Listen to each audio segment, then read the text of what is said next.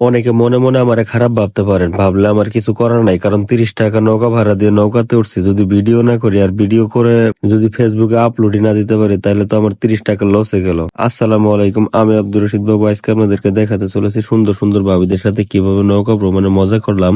আর সাথে যদি এরকম বাটপার বন্ধু বান্ধব থাকে তাহলে তো তাদের কবর দোলানো দেখতে দেখতে আপনার 30 টাকা উসুল হয়ে যাবে। আমরা ভিডিও শুরুতে বলে দিতেছি যে এই যেরকম টিকটকার যদি হতেছেন তাহলে অবশ্যই আপনাদেরকে নৌকা ভ্রমণে আসতে হবে আমাদের মতো। আমরা আবার টিকটকার না, আমরা শুধু ভিডিও করি আর ভিডিও ফেসবুকে আপলোড করার জন্য সংগ্রহ করি। এদিকে আবার যে বাসের মতো টিকিট দিয়ে 30 টাকা করে কাটতেছে টিকিটের মতো। তো যাই হোক, 30 টাকা টিকিটে নৌকার ভ্রমণে ভালোই লেগেছিল। আর এদিকে আমার বন্ধু তো সেই ভাব নিয়ে একদম হাইট আসতেছে আর বলতেছে যে আমার একটু স্লো মোশন করে দে। ওই যে আমাদের স্লো মোশন পার্টি কিছু তো আছেই। তো এদিকে দেখি চারদিকে সবাই একদম সুন্দরভাবে ভিউ দেখতেছে আর আমি ভিডিও করতেছি। আমি ভিডিও করি কই নদীর থেকে বৌদিদের বেশি ভিডিও করি, কারণ বৌদিদের ছাড়া তো আর ভিউ হয় না। এদিকে আমি ভিডিও করতেছি আর মনে মনে ভাবতেছি আমরা তো সিঙ্গেল, তাই যেদিকে মন চায় সেদিকে ক্যামেরাও ধরতে পারতেছি, দেখতেও পারতেছি, কিন্তু যারা বউ নিয়ে এসে তাদের কি অবস্থা। এত সুন্দর সুন্দর ফুল ফল শাকসবজি আশেপাশে থাকার পরও যারা চোখ দিয়ে সুন্দরভাবে দেখতে না পারতেছে তাদের কি অবস্থা, আমি শুধু এইটাই চিন্তা করতেছি। হয়তো আমার মতো সবাই খারাপ না, তাদের মনে এই চিন্তা নাও থাকতে পারে, কিন্তু আমি একটু বেশি খারাপ, তাই আমার মনে এই চিন্তা।